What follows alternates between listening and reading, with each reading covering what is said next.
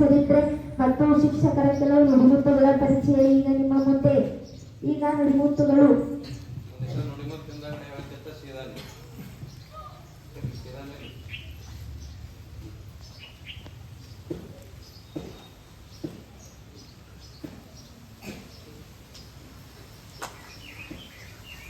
ಬಗೆ ಬಗೆಯ ಪರಿಯಲ್ಲಿ ಹರಿಸಿದ್ರಿ ಜ್ಞಾನದ ಗಂಗೆ,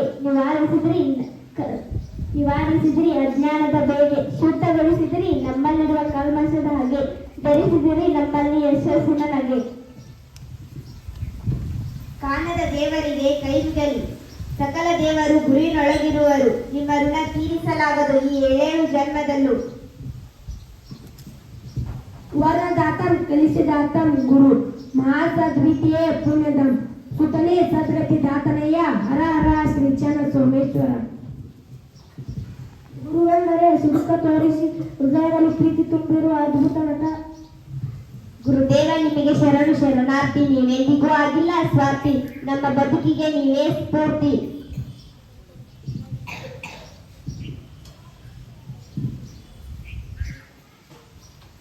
ಶಿಕ್ಷಕ ಪದದ ಅರ್ಥ ಸಿ ಶಿಸ್ತು, ಕ್ಷ ಕ್ಷಮೆ, ಕ ಕರುಣೆ.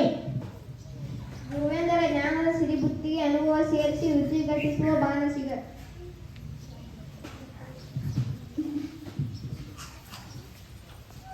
ಈಗ ಸರ್ವಪಲ್ಲಿ ರಾಧಾಕೃಷ್ಣನವರ ಜೀವನ ಚರಿತ್ರೆ. ಸರ್ವಪಲ್ಲಿ ರಾಧಾಕೃಷ್ಣನವರು ತತ್ವಜ್ಞಾನಿ ಮತ್ತು ಆದರ್ಶ ಶಿಕ್ಷಕರಾಗಿದ್ದರು. ಇವರು ಭಾರತದ ಮೊದಲ ಉಪರಾಷ್ಟ್ರಪತಿಗಳು ಮತ್ತು 2ನೇ ರಾಷ್ಟ್ರಪತಿಗಳು ಆಗಿದ್ದರು. ರಾಧಾಕೃಷ್ಣನವರು ತಮಿಳುನಾಡಿನ ತಿರುಚನಾಪಲ್ಲಿಯಲ್ಲಿ ಜನಿಸಿದರು.